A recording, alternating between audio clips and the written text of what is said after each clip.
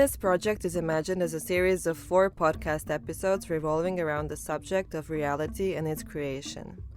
It reflects on different realities that could exist in the future, our potential to have an impact on it, the virtual and the real, the magical and the scientific or pseudoscientific. The idea is to open up the subject of the prophetic potential of art, culture, writing, films, and everything we do as creators, and how this might be helpful once acknowledged and embraced. The series aims to explore the position of seeing contemporary art, not only as a reflection on the state of the world and its perception, but also as something that is able to predict the future. Of course, how literally we, or you, take this statement is up for discussion. Hello, this is another episode of Projects Are Prophecies, Prophecies Are Projects, which is dedicated to inventing, anticipating, and imagining the future. Our focus is on art and creation and how art can contribute in this process. My name is Natalia Paunic, and today I'm talking to the Danish artist Stine Deja. So Stine, thank you for taking part in this podcast. Stine's practice explores the sticky in-between of real and virtual worlds with a striking arsenal of media that includes 3D animation, immersive installation, moving image, and digital surrogates. In her simulated spaces, uncanny avatars hinge between what's strange and familiar, seducing us with not quite real products informed equally by the artist's simultaneous fascination and revulsion with our hyper-commercialized contemporary culture. This is something that I found on your website, Stine, so I hope this is the biography that you normally use. Yeah, that's great. Thank you for the introduction. Yeah, and thanks for the invitation for the podcast as well. It's a really exciting topic. Mm-hmm.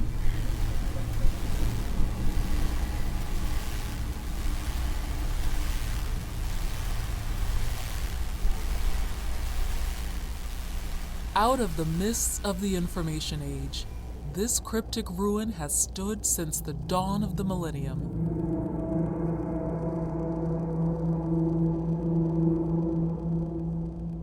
This angular structure, often referred to as a body temple, is located on the bend of the Thames and has been there for thousands of years.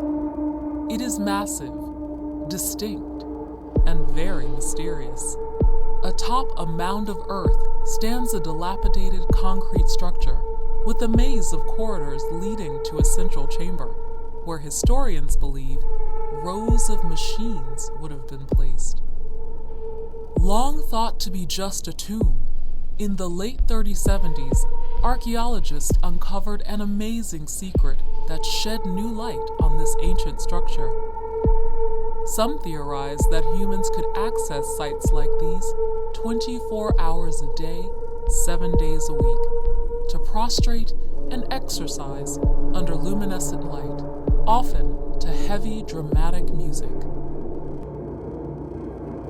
The building is an impressive feat of engineering, considering its information age builders possessed only rudimentary technologies. It is particularly significant because it's been proven without doubt that this building was very deliberately positioned to allow visitors to gather from a wide surrounding area via petrol-fueled vehicles. The facade is constructed from gray concrete, now restored by archaeologists who believe it was composed of sand dredged from rivers in the United States. The enormous quantities of concrete used for the construction was typical of the time. The builders probably moved the concrete blocks into position by rolling them on logs. Archaeologists believe it took decades to construct this temple, and since life expectancy was short, only about 76 years, the project likely was handed down from one generation to the next.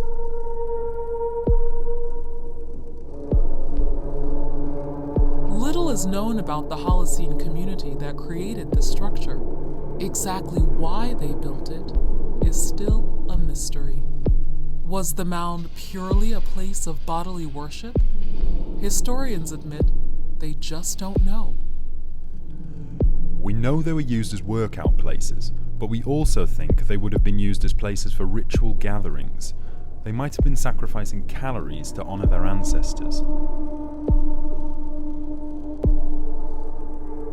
This ruin is a lasting monument to human ingenuity and to a desire as old as mankind. Even then, people strove to congregate and work together, if only for a brief moment in time.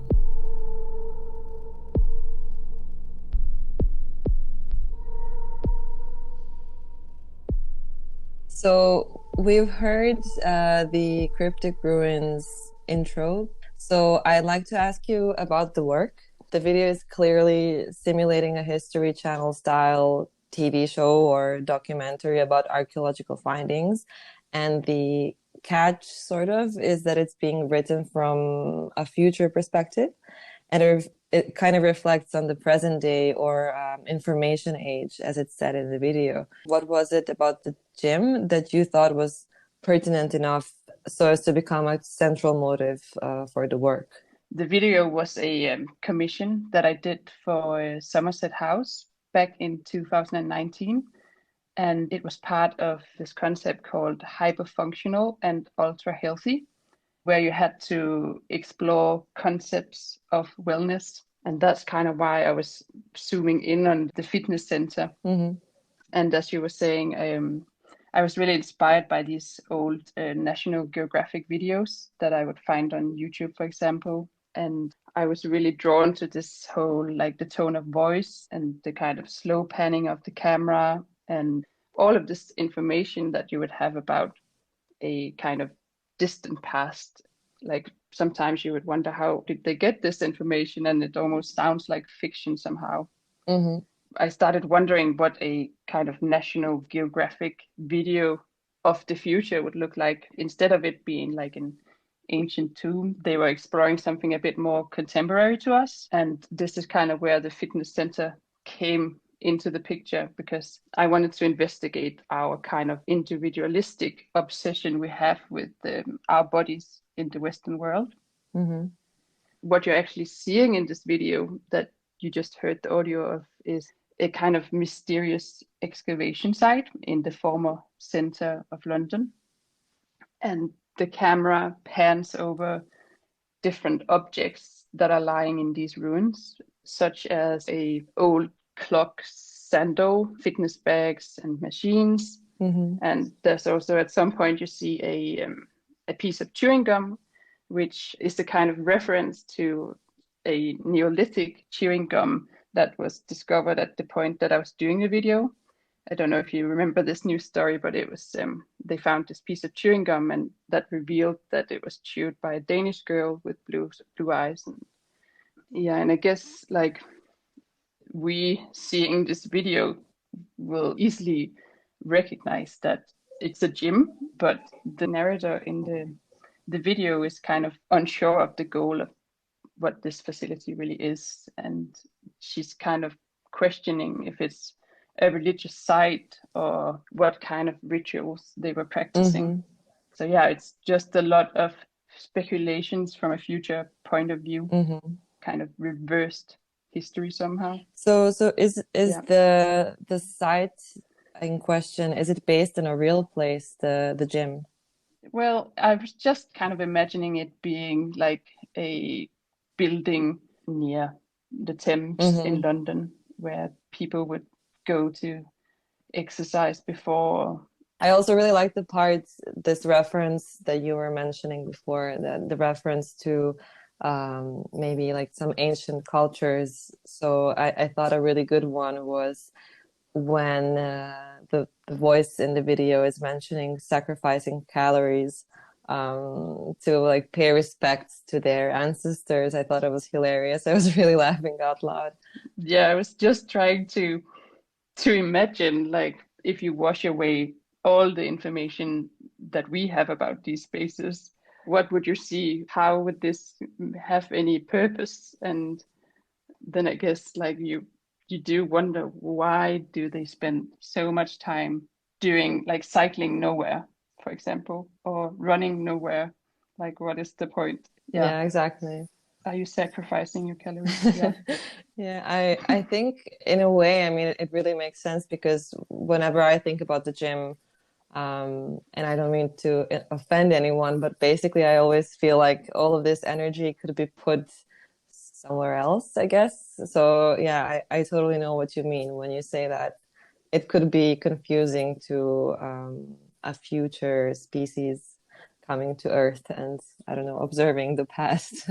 But also I wanted to add, just like you said, that I don't have anything against gyms at all. I used to go to the gym myself as well, and I do recognize that it's really nice to be able to move your body. And just for me, I go running a lot, for example, and it's kind of a meditation for me. So in a way, the gym is maybe also like a modern way of meditating or clearing your mind. Yeah, I feel like this is kind of a recurring theme in your work as well. This let's say connection between the mind and the body and how they can have, you know, they obviously have a relationship, but then I feel like you're exploring this relationship. And then when you said that going to the gym is meditative in a sense, I immediately thought of the other video, the 4K Zen, because I feel like that one for me that maybe was the most captivating video of yours, even though I actually never saw the installation, like with the gear that accompanies it. But I feel like, and you know, when I was watching it, I felt so relaxed and I felt really like I was really in the zone, and I kind of felt, you know, I knew that what I was watching is an art piece, so I always, you know, have this critical standpoint, but on the other hand, I'm really, really enjoying it. So yeah, I was just wondering, I mean, there's so many things that Miranda, the introduction person, says, yeah. And then, you know, like things like liberation from our minds. Hi, I'm Miranda. Welcome to 4K Zen. Are you feeling the anxiety of modern life and working too many hours? Do you have trouble sleeping at night? Do you feel the stress of things that are just out of your control? If the answer to any of these questions is yes, you can now exhale and relax. I'm here to introduce you to a phenomenal new product that will enable you to recharge those overworked batteries, allowing all the cares in your world to take care of themselves, and helping you to achieve inner harmony and liberation from your mind. Together with a team of experts, I've developed a product that's going to guide you into a state of deep relaxation and intense bodily comfort. It will reduce anxiety by... My question would be, was the intention for this video that it should be that enjoyable?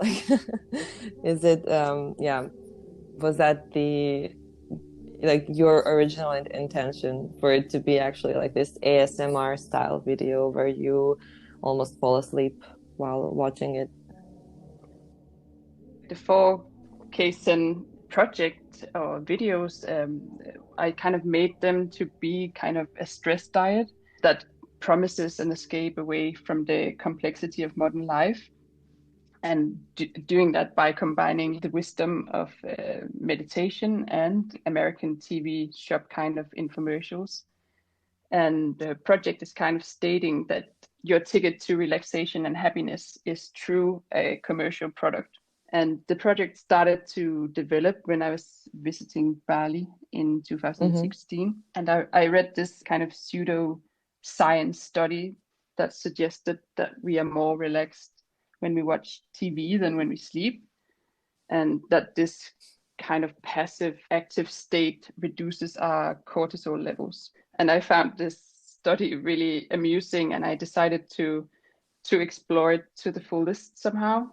And then I wanted to create a kind of escapist route away from like all the stress that we experience in our everyday life. I was invited to do an installation at something called Roskilde Festival, which is this big and very loud festival in many ways. And therefore, I wanted to make it a huge contrast to this and create a whole environment that was completely calm and tranquil. So I created this whole installation with everything was white, and I had fluffy carpets, and I had these robotic hoovers that I was seeing them as kind of hoovers that were hoovering away all your worries. And there was like aroma diffusers and yoga mats and instructors and so on. And then the most important part of the piece in the installation is this 4K Zen hat, which I saw on TV Shop, and it's basically a gigantic cap, so that kind of covers your outlook into the world. So you're just there with your little screen, and then there's this magnifying lens, and then it feels a bit like you're in a little home cinema, just for like your own home cinema somehow. When I was first doing this installation, it was kind of like a baptism of fire almost, because I was running 30 of these stations, like 30 of the yoga mats, and then I had all the visitors were like semi-drunk, and they were all extremely dirty. And then I made them watch the introduction video, and then afterwards they were invited to put on the cap and go through part 2. It was actually so relaxing that I figured out that most of the people fell asleep. So yeah, I mean, it wasn't intended for people to necessarily feel that relaxed, but I was happy with the outcome as well, that people were really just letting go and enjoying what I created. I really wish I'd have been there. Yeah. Well, I've done it in a few times as well, because you learn from every time you make an installation. So the next time I set it up in New York in Chinatown at a little gallery. In that space I only had 2 stations, which actually functioned a lot better, because it was a lot of work helping 30 people all the time to get the experience. But I think it worked best as just like a really small installation. I think that's also really interesting in relation to some of your other works, like for example the thermal womb installation that you made at the Anka Cultist Gallery. I feel like that's probably the pinnacle of that line of thinking, and like this connection or disconnection between the body and the mind. So I remember this was actually the last show of yours that I saw right before the pandemic started, actually. Probably that was one of my last travels, I think. I mean, I did travel a little bit after that, but it was one of the last shows I saw internationally, so it really kind of stuck with me. And I mean, aside from it being really captivating as a show, so I'm just gonna read part of the press release, if you don't mind, and then I'm gonna maybe just ask some questions and talk to you about it a little bit. So the show was on view in February and March, right? 28th of February to 28th of March 2020. It was open for 3 weeks, and then we had to close it down because of the lockdown and everything. So the show was actually standing for a long time without visitors, but it was still very But now it's all it's kind of appropriate that it was kind of preserved, the show itself. So I'm just reading from the press release. Following extensive research on cryopreservation methods, cryopreservation is the process of cooling and storing cells, tissues, or organs at very low temperatures to maintain their ongoing viability. Deja has produced Thermal Womb, her latest series of sculptures derived from that research, the first works of which are on exhibition in the show. The series present a simulacrum of how one of the largest companies operating in the cryopreservation field, the Alcor Life Extension Foundation, based in Arizona, USA, stores the bodies of people who have elected to be cryogenically preserved. Alcor stores its bodies upside down in thermal sleeping bags, immersed into metal dewars, specialist double-walled vacuum insulated storage spaces used to hold liquids well beneath ambient temperatures, which are filled with liquid nitrogen at minus 196 degrees Celsius. The bodies are stored upside down to keep the heads chilled for as long as possible in the unfortunate event an emergency occurs and the cooling system breaks down. I mean, this really gave me chills. I'm sorry. Yeah, so and then in the next part of the press release, it says, oh yeah, these are the questions that I really liked. So is Alcor selling its members the false hope of a future resurrection that will never occur, in the same way snake oil salesmen duped the hapless when America's West was truly wild? Should only the elite, or at least those able to afford $200,000 when they die, have access to the possibility of future resurrection?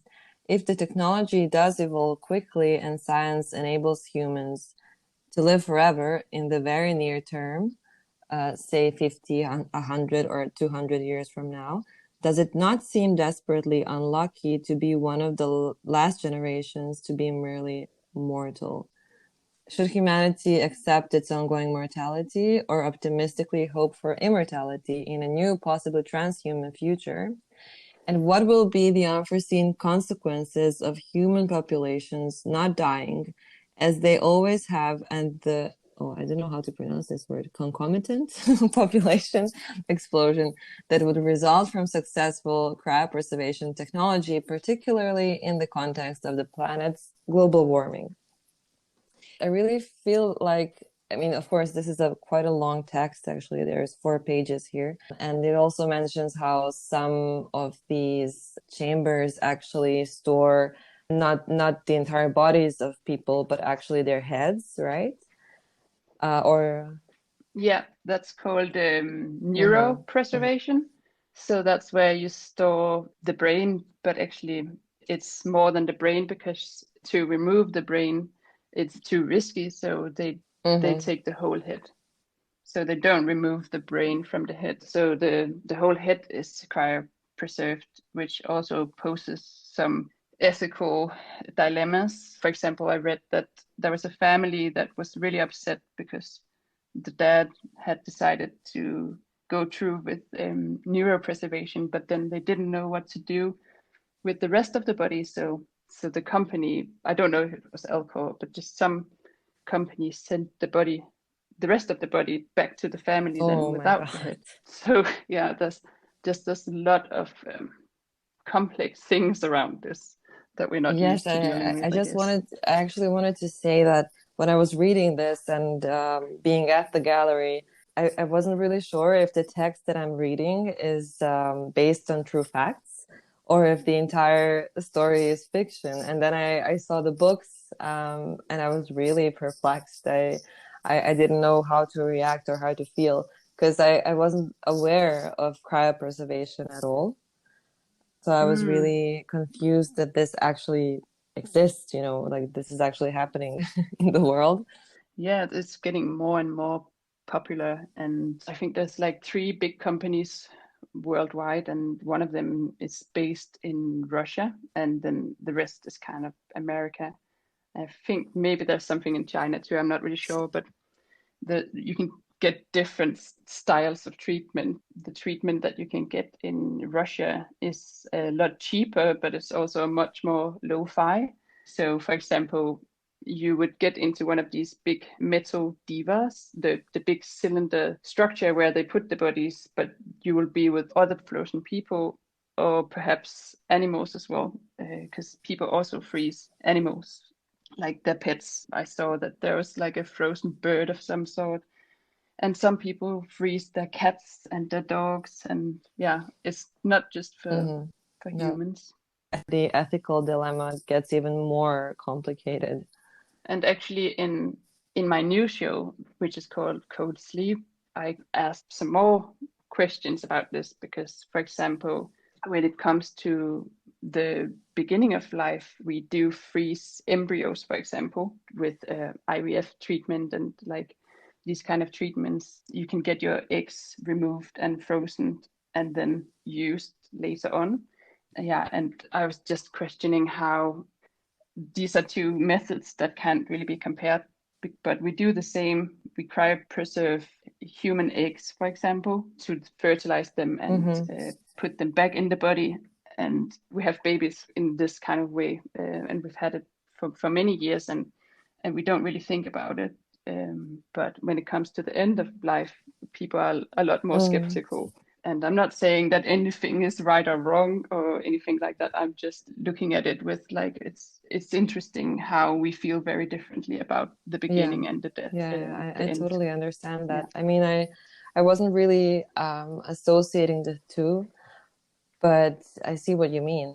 And also this this final question from the piece of text that I was reading, to me, this is a very important question, actually. The consequences of overpopulating the planet in the context of the entire planet, and not just humans, but actually all other species, but also humans and our future. So I think this idea of immortality is so like very complex and like on so many different levels. And just one of them is whether this is possible or not, and whether we are the last unlucky generation not to be immortal. But also there are those other questions that are being brought up here, like the effect on the rest of the world, basically. I mean, we've wanted, or we've been looking for the kind of cure for mortality throughout history. For example, the first novel ever written, the Epic of Gilgamesh, is about seeking immortality. And yeah, we just seen it all throughout history, how we are trying to find a cure for the condition of life that we have, which is that we are all going to die. Actually what kind of brings me back to the first work that we were mentioning, because I feel like, this is something that humanity has been going through since the beginning of time, basically. And I'm not sure if this was mentioned in the press release for Thermal Womb as well or not, but also like how the Egyptians used to think about mortality or immortality and preserving bodies, etc. I think that's quite interesting to think about how these are actually, they're kind of futuristic, the topics themselves, but they're also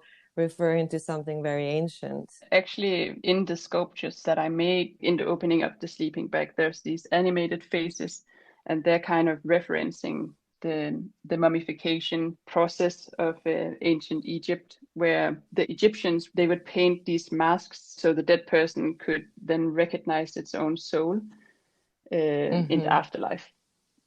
So yeah, I'm kind of playing around with some different references.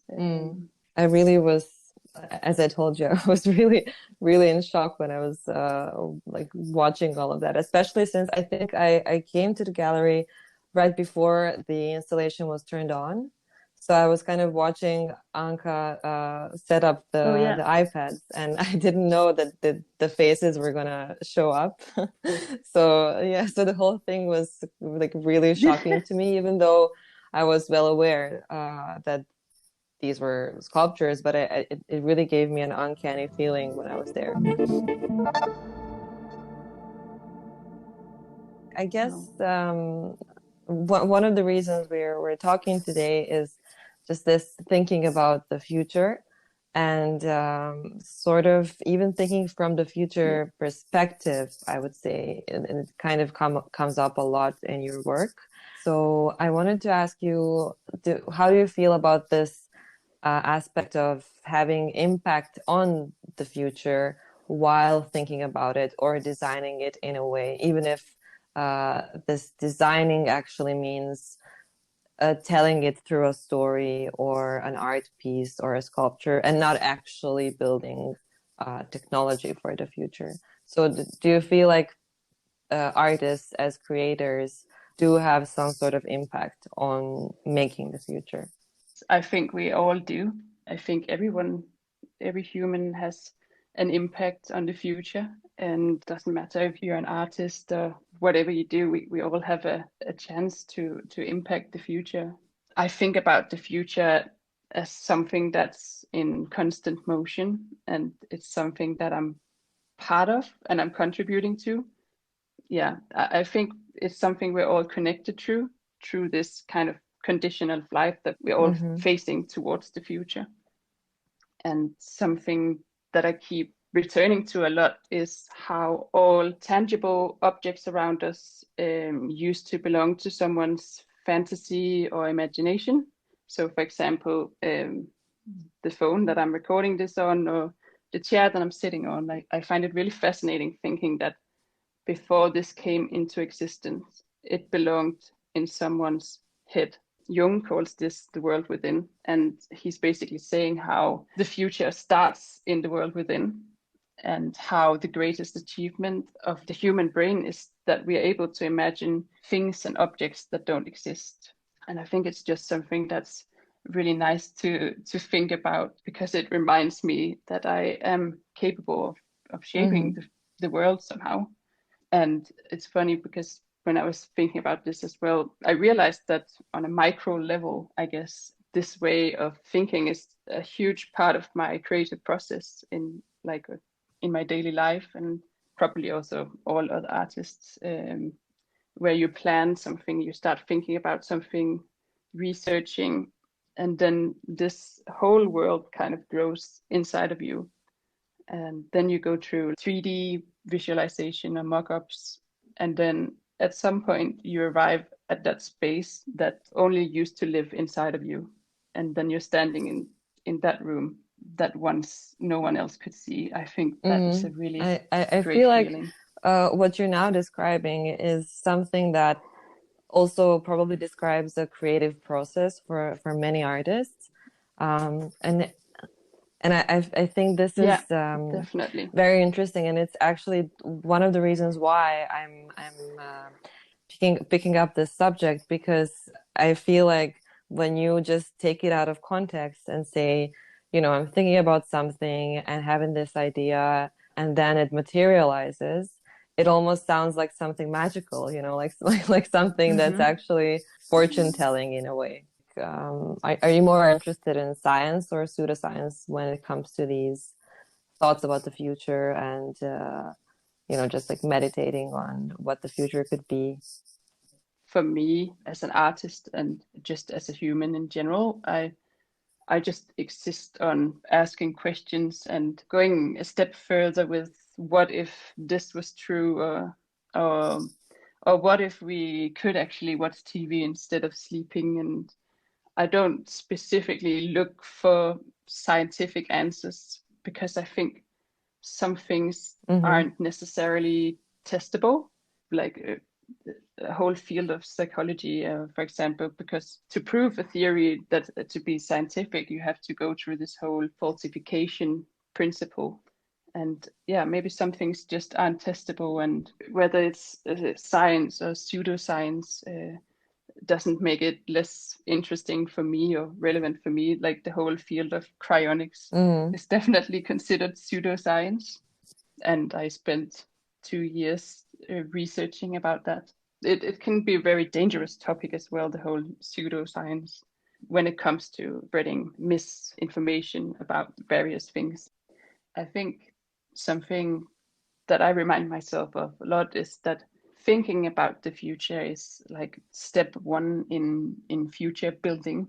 Like you have to first think about it before it will happen. Yeah. Yeah, I guess one of the last things I wanted to ask you about was this connection between human and post-human or transhuman, as I see. I saw that this word is being used in your texts quite a lot, transhuman. So what do these words mean to you? What does it mean to be human and to be transhuman? Well, these are very big questions, but something that I'm also continuously trying to explore. And I ask myself many questions. For example, what does it mean to be human? Is it because we have biological bodies? Is it because we remember? Do we have a free will?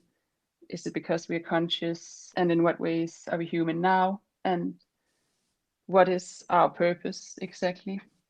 And yeah, I think like growing up and as a teenager, I would think so much about these things and it would drive me completely nuts and depressed as well.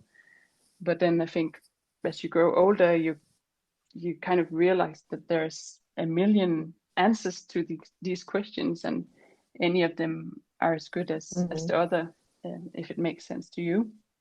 As you said, it's something I question a lot in my work. And for example, in the whole work about cryonics, do we have to die, and what will happen if we're not steered by this fear of death, and how will this completely redefine our species and what it means to be human? And for this whole transhuman movement, they basically, as I see it, they have the goal of human enhancement through science and technology. And what really interests me about the transhumanism is that they think that we used to be human, but we're not post-human yet. To be post-human, we need like a radical change in embodiment. So for them, right now, we are in a transhuman area because we are embracing technology and the notion of human enhancement. I just find all of this really fascinating. And I think it's also because when you think about this question, that should be so simple to answer, because we are human, aren't we, in a way? Yeah. It is so difficult to answer these questions. The simplest questions are so You're complex. totally right. But yeah, it's difficult to grasp somehow, because being post-human, it's like an umbrella term for so many different ways of thinking about post-human. Like there's the post-humanism and the transhumanism, and I guess there's it's all also really this interesting component of, you know, like distancing yourself from being human could also imply that you're giving up some sort of responsibility, or, you know, like I feel that when you say human, it also means to take responsibility for the things that you are doing as a conscious being. And I think that maybe, you know, and this is why the word human can mean so many different things. And in the end, especially in this context of the really, you know, so you have advancement of technology on the one hand, and then you have, let's say, capitalism, which kind of controls it, which, as you also said, or as it's said in the exhibition text for the thermal womb, like, so there is always someone controlling this technology. And for those reasons, we're actually probably still more human and transhuman than post-human. Yeah, it's like technology is really creeping in on us and in our everyday lives, and it's just a little at the time, but then if you look back in the past 10 years, you realize how much we've actually changed in the way that we use technology to function. I mean, I guess I was mentioning it because of this distinction between what it means to be human, or what it means to be non-human, or like what it means to be a machine. And this sense of responsibility is the key thing to being human. 3. Remember how the world looked from a position of serenity. 2. Take a deep breath in and release. 1. Turn off the screen whenever you're ready.